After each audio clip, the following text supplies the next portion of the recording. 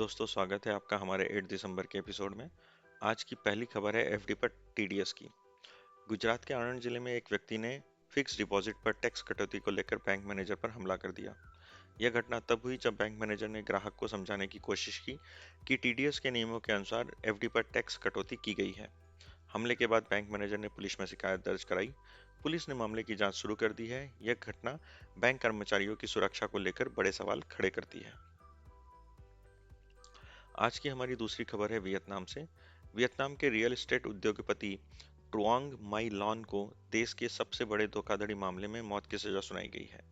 Lawn पर 2012 से 2022 के बीच फर्जी कंपनी और बैंकों का इस्तेमाल कर करीब 12.3 बिलियन डॉलर्स की हेराफेरी का आरोप है। लॉन ने साइगोंग ज्वाइंट स्टॉक कमर्शियल बैंक को अवैध रूप से नियंत्रित करते हुए 2000 फर्जी ऋण जारी किए। इस प्रक्रिया में उन्होंने नकली कंपनियों के जरिए बड़े पैमाने पर संपत्ति खरीदी और भारी मुनाफा कमाया। इस फ्रॉड से बैंक को करीब 27 बिलियन डॉलर का नुकसान हुआ है, जो कि करीब 2.25 लाख करोड़ रुपीस है। कोर्ट ने अप्रैल 2024 में लॉन को दोषी ठहराया था। उनकी मौत की सजा आजीवन कारावास में बदली जा सकती है यदि वह हेराफेरी की गई राशि का 75% यानी करीब 11 बिलियन डॉलर वापस कर दे। मामले में लॉन के साथ उनके पति, भतीजे और 85 अन्य आरोपियों को भी सजा सुनाई गई है, जिसमें 4 को आजीवन कारावास मिला है। वियतनामी कानून के तहत मौत की सजा तुरंत लागू नहीं होती। लॉन राष्ट्रपति से क्षमादान की अपील कर सकती हैं। यदि वह धनराशि का बड़ा हिस्सा चुकाती हैं, तो उनकी सजा पर पुनः विचार संभव है। यह मामला न केवल वियतनाम बल्कि विश्व के वित्तीय तंत्र में धोखाधड़ी के सबसे बड़े मामलों में से एक माना जा रहा है। आज की हमारी तीसरी खबर यूक्रेन से है। अमेरिकी रक्षा विभाग ने 7 दिसंबर 2024 यानी कि कल को यूक्रेन के लिए करीब 988 मिलियन डॉलर का नया सुरक्षा सहायता पैकेज जारी किया है। यह सहायता रूस के खिलाफ यूक्रेन की सैन्य क्षमताओं को बढ़ाने के लिए दी जा रही है। इस पैकेज में HIMARS रॉकेट सिस्टम के लिए गोला बारूद खरीदना, ड्रोन, तोपों और टैंकों के लिए स्पेयर पार्ट शामिल हैं। यह सहायता यूक्रेन सिक्योरिटी असिस्टेंस इनिशिएटिव यानी USAI के तहत प्रदान की गई है, जो अमेरिकी सैन्य भंडार से नहीं बल्कि नई हथियार निर्माण की प्रक्रिया से जुड़ी है। इस सहायता का उद्देश्य यूक्रेन को दीर्घकालीन रक्षा के लिए तैयार करना है। पेंटागन ने इस कदम को यूक्रेन की संप्रभुता की रक्षा के प्रति अमेरिका की प्रतिबद्धता बताया है। यह सहायता ऐसे समय पर दी जा रही है जब यूक्रेन अंतर्राष्ट्रीय समर्थन पर निर्भर है, और यह 2024 में बाइडेन प्रशासन द्वारा घोषित कई सहायता पैकेजों में से एक है। रूस द्वारा फरवरी 2022 में यूक्रेन पर आक्रमण के बाद से अमेरिका ने कुल 62 बिलियन डॉलर से अधिक की सुरक्षा सहायता प्रदान की है।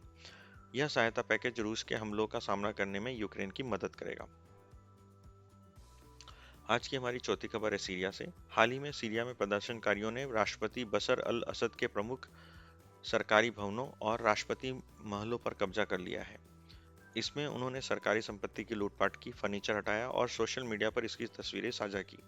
यह घटना ऐसे समय में हुई है जब असद शासन विद्रोही समूहों के बढ़ते दबाव का सामना कर रहा है। इस घटना के बाद सीरियाई सरकार और समर्थकों ने इसे अस्थिरता पैदा करने वाला कदम बताया। वहीं विद्रोही इसे शासन के खिलाफ जनता के असंतोष का प्रतीक मान रहे हैं। इस घटनाक्रम ने देश में असद सरकार की स्थिति को और कमजोर कर दिया है। इसके साथ ही सीरिया में मौजूदा हालात ने अंतर्राष्ट्रीय समुदाय का ध्यान भी आकर्षित किया है, जहां मानवाधिकारों और शांति की पुनर्स्थापना के प्रयासों पर चर्चा बढ़ी है। यह घटनाक्रम सीरिया में लंबे समय से जारी संघर्ष में एक और महत्वपूर्ण मोड़ साबित हो सकता है। आज की पांचवी खबर है डिजीज एक्स को लेकर।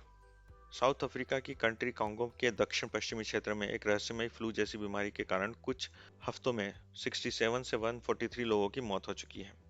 यह बीमारी बुखार, सिरदर्द, खांसी और एनीमिया जैसे लक्षणों के साथ सामने आई है। इस बीमारी ने मुख्य रूप से महिलाओं और बच्चों को प्रभावित किया है। स्थानीय अधिकारियों के अनुसार मृतकों की संख्या 10 नवंबर से लेकर 25 नवंबर के बीच बढ़ी है। कांगो के स्वास्थ्य मंत्री अपोलिनायर युम्बा ने बताया है कि इस बीमारी के बारे में अभी कोई स्पष्ट जानकारी नहीं है और इसे लेकर अंतर्राष्ट्रीय स्वास्थ्य एजेंसियां काम कर रही हैं। WHO ने भी इस पर चिंता जताई है और स्थानीय स्वास्थ्य सेवाओं के साथ मिलकर इसमें जांच की शुरुआत कर दी है। यह बीमारी तेजी से फैल रही है और फिलहाल इसके इलाज के लिए पर्याप्त दवाएं उपलब्ध नहीं हैं, जिससे स्वास्थ्य संकट और बढ़ सकता है। विशेषज्ञों का कहना है कि इस रहस्यमय बीमारी के कारण संक्रमण रोकने के लिए तत्काल कदम उठाने की जरूरत है। अभी इस बीमारी को डिसीज एक्स की कैटेगरी में रखा गया है क्योंकि इसका नाम अभी तक कोई फाइनल नहीं हुआ है।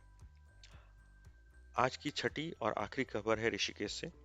हाल ही में एक व्हीलचेयर पर बैठे व्यक्ति ने उत्तराखंड के ऋषिकेश में भारत की सबसे ऊंची बंची जंपिंग अर्थात 117 मीटर की बंची जंपिंग का अद्वितीय कारनामा करके सबको हैरान कर दिया है।